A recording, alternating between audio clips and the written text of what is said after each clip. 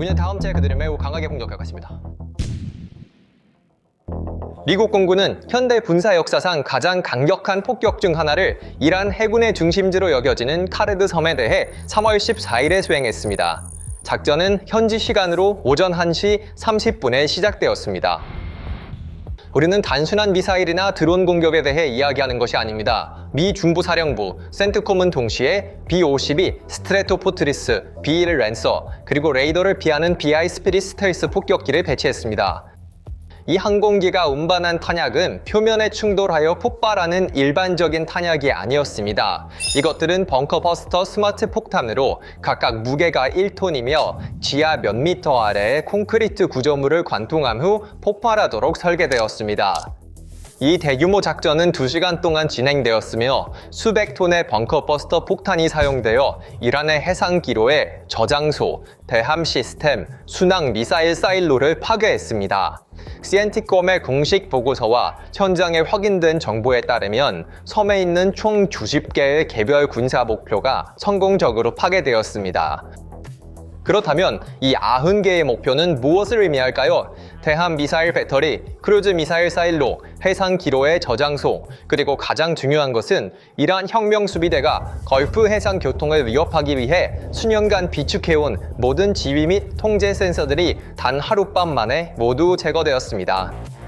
다시 말해, 미국은 단순히 하나의 기지를 공격한 것이 아닙니다. 미국은 페르시아만에서 이란의 눈과 귀를 멀게 했습니다. 그 섬의 모든 조기 경보 시스템, 레이더 네트워크, 해군 작전 능력이 마비되었습니다.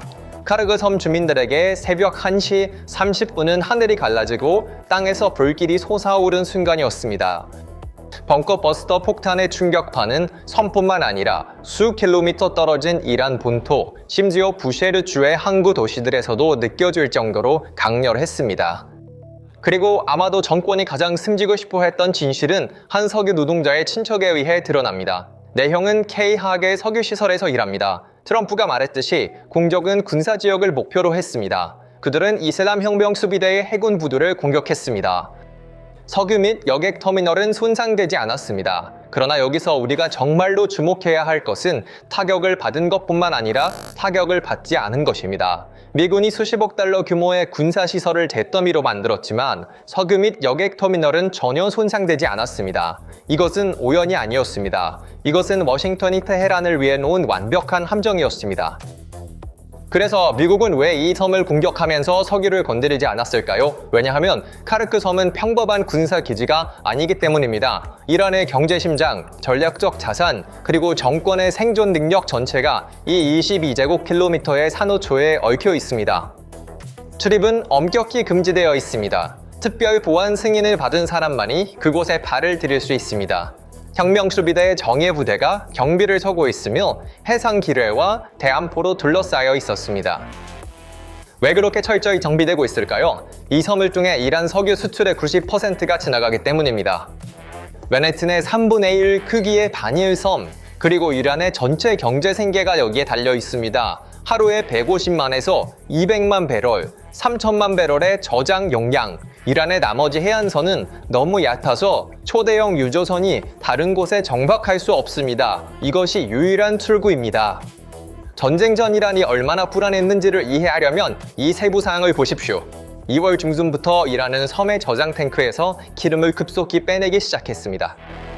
1월 중순에 27개의 탱크가 가득 차 있었지만 3월 7일까지는 9개만 남아 있었습니다. 정권은 KR가 목표가 될 것을 알고 있었고 석유를 구하려고 했지만 군사시설은 옮길 수 없었습니다.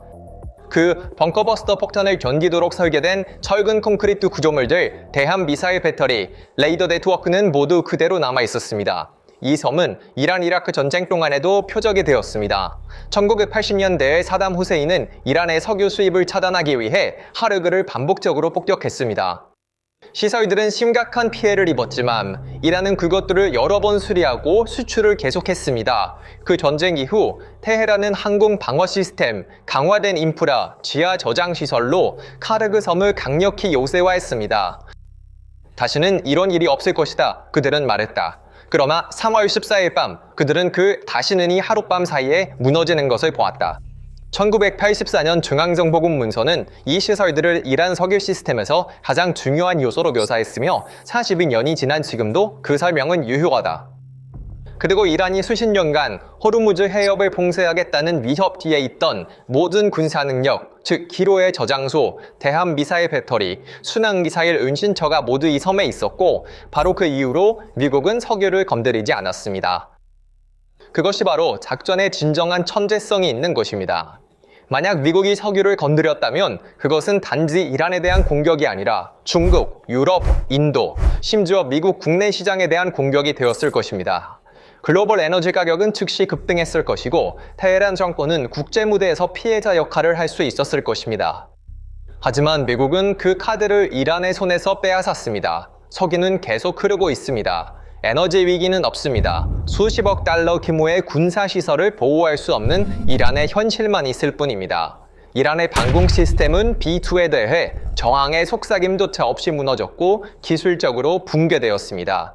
이 상황은 그들의 동맹국들 눈앞에서 정권의 난공불락 요새 신화를 산산조각냈습니다. 그날 밤 섬의 석유 노동자들은 그들의 안전을 보장한 것이 이란 군대의 방공 시스템이 아니라 석유를 건드리지 않겠다는 미국의 결정임을 깨달았습니다. 전쟁이 집으로 돌아왔고 집으로 돌아왔을 때 국가의 거대한 당태가 사실은 종이 한 장에 불과하다는 것이 드러났습니다. 바로 이 시점에서 내부 혼란을 관리할 수 없고 미국에 대한 직접적인 군사 대응을 할 힘이 없는 정권은 역사상 가장 위험한 공황 행동 중 하나를 취했습니다.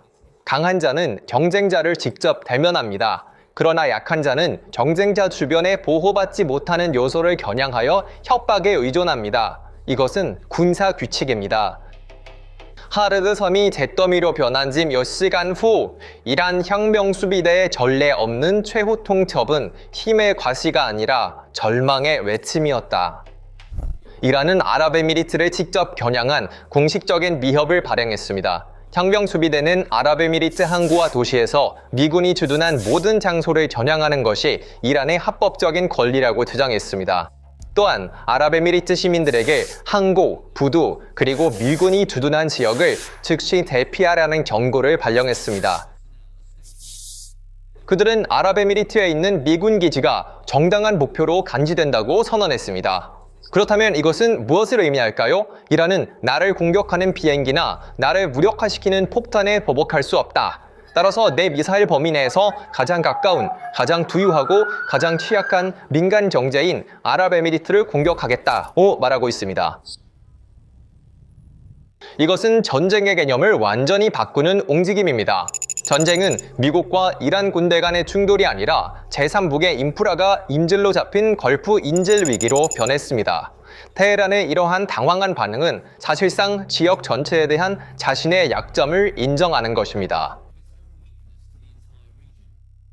생각해보세요. 한쪽에는 자국의 석유시설조차 공격하지 않고 군사 목표를 정밀하게 제거하는 미국이 있습니다. 다른 한쪽에는 자신이 겪은 고통 속에서 민간 항구, 상업부두, 민간인이 사는 도시를 폭격하겠다고 위협하는 이란 정권이 있습니다.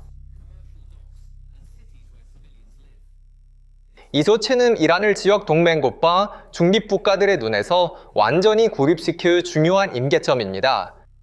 미국 미사일이 이란을 공격했지만 이제 도미노는 아랍에미리트의 항구로 넘어가고 있으며 이 떨어지는 도미노는 아랍에미리트뿐만 아니라 전 세계 시스템을 무너뜨릴 만큼의 무게를 지니고 있습니다. 이란의 아랍에미리트에 대한 철수 최후 통첩은 단순한 지역 괴롭힘 행위가 아닙니다. 이는 세계 하운 산업의 심장에 꽂힌 단검입니다. 왜일까요? 미국은 카르그 섬에서 석유를 건드리지 않고 경제적, 법적 함정 전략을 시행하여 그 세계적 위기를 의도적으로 피했습니다. 그러나 이란은 아랍에미리트의 민간 항구와 부두를 겨냥하여 미국이 만들지 않은 그 위기를 스스로 만들려고 하고 있습니다. 이란이 절망의 소용돌이 속에서 UAE 항구나 걸프를 지나는 민간 화물선에 단 한 발의 미사일이라도 발사한다면 그 결과를 단계별로 분석해 봅시다. 첫째, 전 세계 해상 보험료가 즉시 급등할 것입니다. 어떤 보험회사도 이란의 직접적인 표적이 된 항구에 정박하는 선박을 표준 요율로 보험에 가입하지 않을 것입니다. 화물 운임이 2배로 오르며 유럽에서 아시아까지 매장 선반의 가격이 하룻밤 사이에 상승할 것입니다. 둘째, 이 조치로 이란은 자신의 동맹국들도 해치고 있습니다. 그렇다면 UAE 항구와 호르무즈 해협의 불안정화로 가장 큰 피해를 입는 쪽은 누구일까요? 중국과 중국의 거대한 에너지 공급망과 인도의 무역 경로는 아랍에미리트와 걸프를 직접 통과합니다. 이란이 미국을 처벌하려고 하는 동안 실제로는 베이징과 뉴델리의 경제를 인질로 잡고 있습니다. 이란의 수십 년간의 수사, 우리는 호르무즈 해협을 봉쇄할 것이다. 우리는 그것을 닫을 것이다. 는 그날 밤 카르그 섬의 기로에 창고가 증발하면서 이미 심각한 타격을 입었다. 해군 능력이 제로로 줄어든 정권이 남은 탄도미사일로 UAE 같은 거대한 무역 허브를 위협하는 것은 힘의 과시가 아니라 자살 행위이다. 곰은 자신의 굴에서 눈이 멀었고 이제 눈이 먼 곰은 어둠 속에서 친구든 적이든 주변의 모든 사람을 공격하고 위협을 던지기 시작했습니다. 결국 상황은 매우 명확합니다. K-Hark 아일랜드 작전으로 미국은 단순히 90개의 군사 목표를 파괴한 것이 아닙니다. 이란의 해상 억제력을 제거했습니다. 게다가 이란 국민들의 마음속에 있던 체제의 무적이라는 환상을 깨뜨렸습니다. 이 현실의 충격으로 그들은 떼어났습니다. 테헤란은 이번 전례 없는 굴욕에 대해 미국에 직접 보복할 수 없기 때문에 이제 모든 책임을 아랍에미리트에 전가하고 협박을 통해 세계 무역을 조작하려 하고 있다. 이것은 지정학적 체스 게임의 마지막 단계입니다. 걸프에서 시작된 이 인질 위기는 이란이 지역에서 완전히 고립되고 국내의 분도 폭풍 속에서 붕괴되거나 UAE 항구에서의 단 하나의 불꽃이 전 세계의 경제를 불태울 것입니다.